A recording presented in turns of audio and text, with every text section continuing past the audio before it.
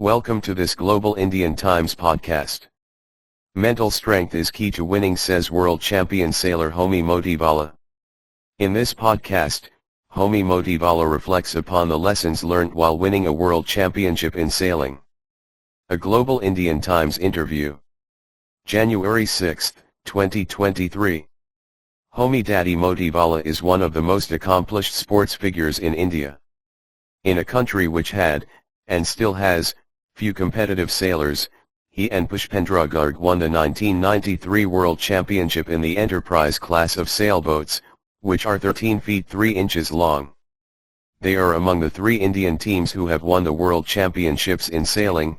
Farak Tarapur, in the Enterprise class in 1991, with Kelly Rao, and in the 420 class in 2001, with Vikas Kapila, and Cyrus Kama and Amish Ved in the cadet class of boats for youths in 1988. Nitin Mongia won a solo championship in the OK Dinghy class in 2003. Motivala and Garg also won the bronze medal at the 1990 Asian Games in Beijing, China, in 1990, as well as in Hiroshima, Japan, 4 years later. Motivala, 64 years old, has won numerous Indian national titles. From 1999 to 2006, he was the chief coach of the National Sailing and Yachting Association of India. Motivala served as a captain in the Indian Navy from 2004 to 2008, before retiring early. In 1981, he was awarded the Shaurya Chakra, a gallantry award, by the Indian government. This was for acting quickly to prevent a likely second explosion from destroying an Indian Navy vessel, on which he was based, minutes after an explosion partially damaged the vessel while at sea. There were no lives lost. He joined the Navy as an officer in 1979, after graduating with a bachelor's in applied science from the National Defence Academy, near Pune. He attended the Bombay Scottish High School in Mumbai. On the 30th anniversary of his World Cup win, Motivala, who lives in Mumbai with his wife, talks to Global Indian Times about the importance of a winning attitude, lessons learned from sailing, teamwork, and how he got interested in competitive sailing. How did Pushpendra Garg and you meet? Pushpendra was also in the Indian Navy, 4 years younger than me. We met at a Navy sailing competition in 1984. I was 5 feet, 8.5 inches tall and weighed around 63 kilograms. He was 5'11" and 67 kilograms. The ideal total weight for a pair competing in the Enterprise class is around 130 kilograms. So, it worked perfectly. Question: what made you two a winning pair? Motivala: we had good personal chemistry and our skills complemented together. We both had a very aggressive physical style of racing, pushing towards the edge of the line between what is legal or illegal. We motivated each other to stretch our physical abilities. Both of us had a similar attitude on winning and losing. We did not take losses personally and did not take wins too seriously that it went to our heads. Once on the water, we would try to do our best on matters which were under our control. Question: did you expect to win the World Championship in 1993? Motivala: sailing competitions are aptly described as playing chess on the water. Only the chessboard also keeps changing depending upon the wind and the tides. We were always figuring out the odds of rival players against us, based on their locations, and accordingly change our location and strategy. We usually did well with more competitors in a race since we were less focused on how our rivals were performing. We knew we had a good chance at the championship since there were more than 55 teams. They included those who had beaten us to win the gold and silver medals at the 1990 Asian Games, which had only about 15 competitors. However, the championship was held on Lake Kariba in Zimbabwe. It was a low-wind venue and we were not at our best in winds below 10 knots. We were very competitive when the wind was anything from 12 to 18 knots, as that suited our physical style of sailing. Question: so how did you end up winning the world title? Motivala: Pushpendra and I got to the lake a couple of days early and practiced to become familiar with the patterns of the wind. We used the boat that I had used at the 1990 Asian Games. During the first race, we started off at number 5 or 6 but went on to win. This gave us a lot of confidence in ourselves and in our boat speed. We were in a very positive frame of mind and sailed the series of races with brilliant tactics, even if I say so myself. To win. Of course, there is always an element of luck involved in a sport that depends on natural elements, and we had our share of lucky breaks. Somehow everything seemed to click into place. We did not have any coaches, physical trainers, physiotherapists, and psychologists. Question: assume it was the highlight of your sports career? Motivala, without a doubt. Question: what boat did you sail? Where was it made? Motivala: we did most of our racing in the International Enterprise class of boat. Up until 1993, we used wooden boats built by Dave Ovington, who was based in Tynemouth, United Kingdom. Dave was a master builder, and we shared a very special relationship and discussed in great detail what we wanted in each boat. In 1994 I switched to a fiberglass boat built by Holt, also in the UK. Question: which was tougher, winning the Asian Games bronze medal in 1990 or 1994? Motivala: every major competition is special and equally tough to win. During the 1990 Asian Games in Beijing, I was disappointed to miss out on the silver medal by a whisker. Khalid Akhtar, a Pakistani member of the jury, who won the gold medal at the 1982 Asian Games, told me, "Don't ever feel bad when you have won a medal. And don't ever let anyone make you feel bad about the color of your medal. Only those who have stood on the podium know what it takes to get there." I have remembered this every day of my life. In 1989, I suffered a severe back injury with 2 ruptured spinal discs. One day, at the 1989 Asian Championship, I could not get out of the boat. In 1991, I underwent surgery to remove one of the herniated discs. The surgeon said that surgery on both the injured discs would make my back unstable.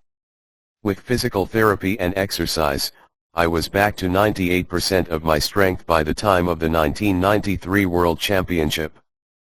But by the 1994 Asian Games in Hiroshima, I was close to the end of my competitive career. I did not want to risk injuring my back again. I quit after taking part in the 1995 World Championship, at age 37. Question: how did you first get into sailing? Motivala: since I was a child, I have always been fascinated by water and boats and sailing.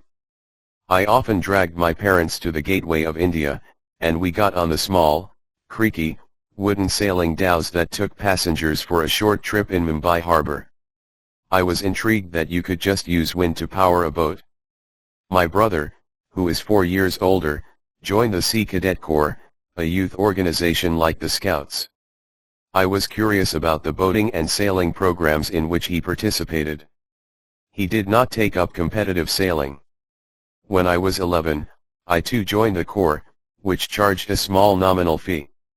Soon after, they introduced sailing in cadet class boats, a boat for junior sailors below age 17. When I was around 12, I went for my first sail on one of these boats. Question: it must have been expensive for your parents? Motivala: not really. In the early years the boats and gear were provided by the Sea Cadet Corps. I did not get hyper-competitive, where you require top-level boats and equipment, till I was about 20, by which time I was in the Indian Navy. The Navy was extremely supportive. They covered all the equipment and training costs as well as the costs to travel and take part in competitions. Question: what made you realize you had the potential to compete at the international level? Motivala: I was nowhere near the top during my early competitive years. But I was eager to improve and win major championships. So, in 1983, at age 25, I asked Commodore Surinder Mongia if I could crew for him. He was also in the Navy, 17 years older than me. He won the silver medal at the Asian Games in 1978. I told him I wanted to find out his techniques for winning. He tested my skills on a few sailing trips and then took me on as a crew member. In 1985, we finished 6th at the Enterprise World Championship in Hong Kong. Then, with his support, I decided to compete on my own and sought to qualify for the 1986 Asian Games. By observing Commodore Mongia, I learned that mental strength is what separates the winners from the rest. He planned his strategy for the entire race in advance. What to do when things went right. What to do when things went wrong. He always reacted to mistakes or a bad turn in a race with a positive attitude. He quickly focused on how to fix the problem and try to win. I realized that every one of the top 10 finishers train equally hard and have attained similar levels of skills. It then comes down to confidence and the skill-will matrix. Typically, the winners are those who have the skills and the will to win. Later, as a coach, I saw this very clearly. I found that the results of a race closely matched a sailor's estimation of where he expected to finish. But I had no easy solutions since most sailors did not want to critically evaluate their performance. It was only when a sailor asked how he could improve that I would tell him, focus on how to win. Question: how many hours of training did you put in each day? Motivala: we would start around 6:30 am with physical training for an hour and a half, alternating between jogging and workout at the gym. We sought to strengthen the thighs and core abdomen muscles and improve stamina. Around 9 am, after breakfast, we would get to the Navy Sailing Club in Mumbai Harbor. Being naval employees, we had some administrative work to finish each day. During and after lunch, we would go through some theoretical sailing exercises and discuss strategies. I was very lucky to have some outstanding sailors training with me in the Navy. Besides Commodore Mongia, there was Farrukh Tarapur, Kelly Rao, and Pushpendra. Farrukh was by far the most talented Indian sailor. He won 2 world championships. We would then work on the boats and check the equipment. We would sail from around 2:30 p.m. to 6 p.m. Work on the water was divided into boat tuning, drills, and racing. At times I would sail on Farrukh's boat while he would sail mine. Question: is the Indian Navy still the biggest source of competitive sailors in India? Motivala: my guess is that not anymore, though I am not very current with the information. I stopped coaching when I left the Navy in 2008.